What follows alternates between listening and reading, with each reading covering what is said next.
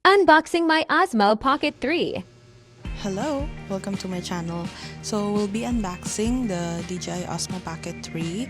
Sobrang hirap humanap ng stocks nito. Buti na lang, na-update ako nung mga taga-SM Aura na magkakastock sa labay Sunday, December 1. Ayan, yung mga laman ng this is the creator combo. So, parang kompleto na siya. Yung case, yung lalagyanan mismo ng DJI.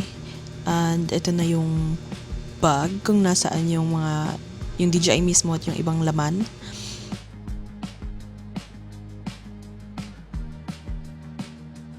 We have the battery, yung parang extender, and then yung parang tayuan, nalimutan ko. And then the mic. And wires. And the DJI mismo. And ayun na. Okay. Kakabado ko kasi sabi daw sobrang parang madaling masira yung camera.